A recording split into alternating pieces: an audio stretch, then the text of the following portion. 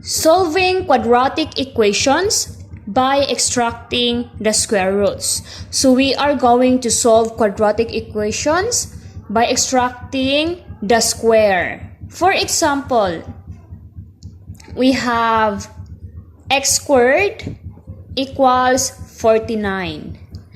If maka-encounter mo in ani nga form, kay you are to solve its solution or the value of x by extracting the square. So, we have to extract the square. So, isulod to siya og square root. So, we have x squared equal square root of x squared equals square root of 49. So, cancel. X na lang. X equals positive, negative square root of 49. So, what is square root of 49?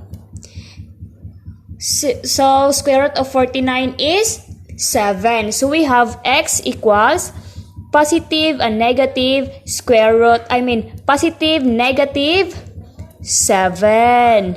So, our value of x is positive and negative 7. So, x sub 1 is positive 7.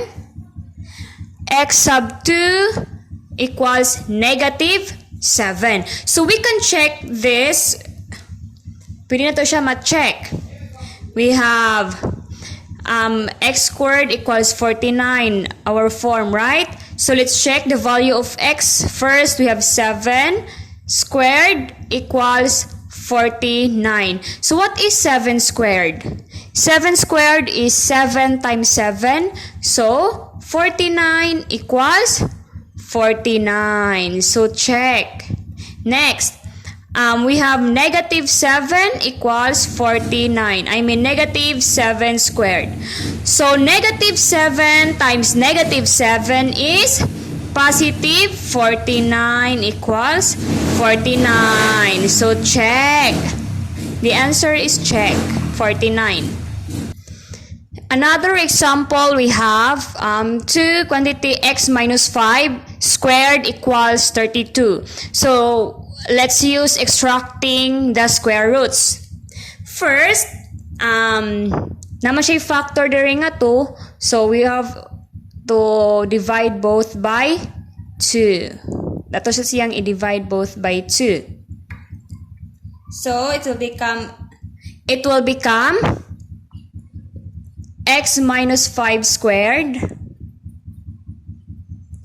equals 32 divide 2 is 16. Then, extract square. Then, cancel 2 or squared. And the square root here. So, we have now x minus 5 equals positive, negative square root of 16. So, we have x minus 5 equals, what is square root of 16?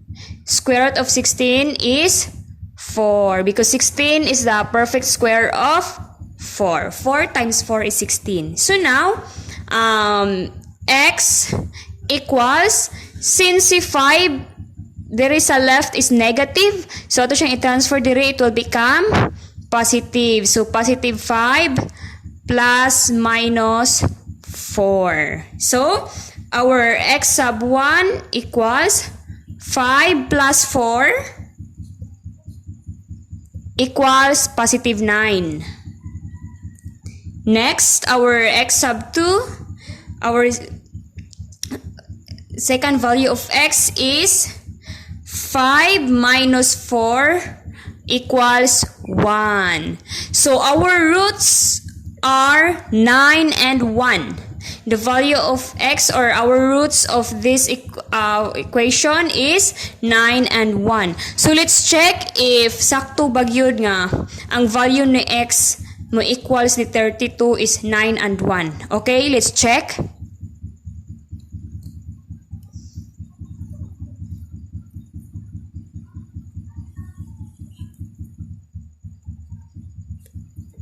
First, let's use 9.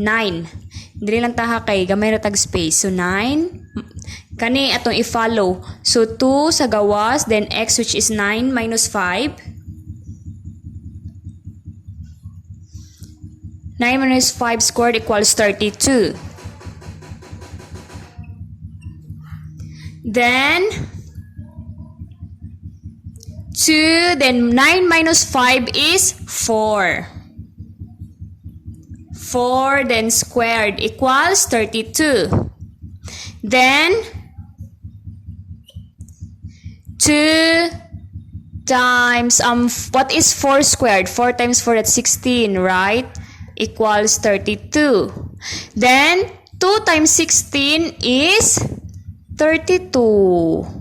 So 32 equals to 32. So check siya, di ba? Okay, next root is 1. We have to check if sakto ba siya. Again, follow gihapon ani mo og gyapon ni ato ang equation. So ilisan na nato kay si x. We have x equals to 1.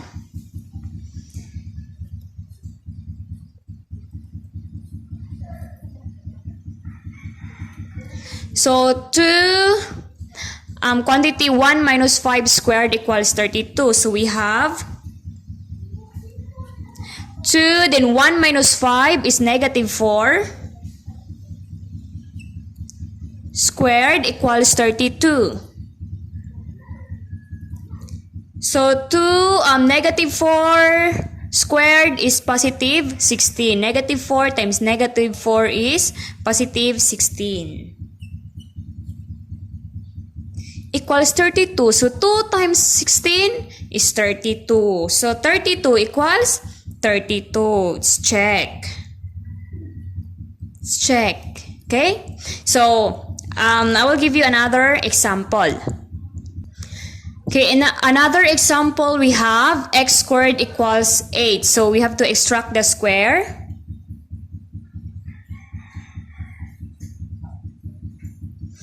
Cancel. So we have x equals positive negative square root of 8.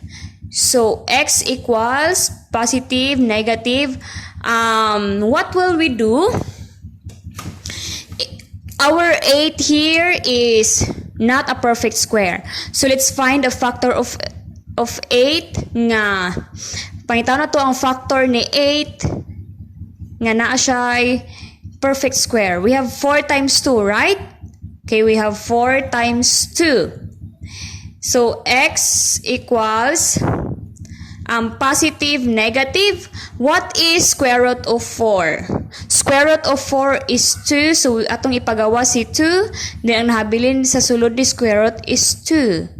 So this is now our roots. X sub 1 equals positive 2 square root of 2, and our x sub 2 is negative 2 square root of 2. So let's check, ha. Ato ang i-check kung mo equals ba siya. Kani nga mga values ni x, 2 square root of 2 and negative 2 square root of 2, kung mo equals ba siya ni square root of 8. Okay, let's check. X squared equals 8. So our x sub 1 first is 2 square root of 2 squared equals to 8. In your calculator, if you can use your calculator there, 2 square root of 2 squared is equals to 8, or 2 square root of 2 times 2 square root of 2 is equals to 8. That is equals to 8. Okay, so di lang sa while we don't have calculator here, so let's solve lang. 2 square root of 2 squared equals 8. We have what is 2 squared? We have 4, right? Ato sa day siyang ikuan. Square para makancel na to si squared.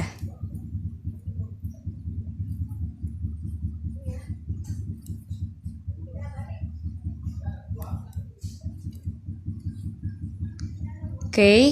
Then 2 times 2 or 2 squared, that is 4, right? Then, si 2, si 2, o kani si, si squared, o si 2, kay makancel man po siya, no? Wala ni siya.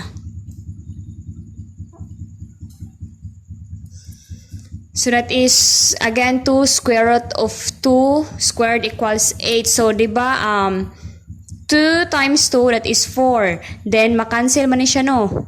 Si square root o kanin si 2, so nahabil niya is 2 na lang. So, times na siya diri ha. Equals 8. So, 4 times 2 is 8. So, 8 equals 8. This is our sa solution sa x sub 1 or sa checking.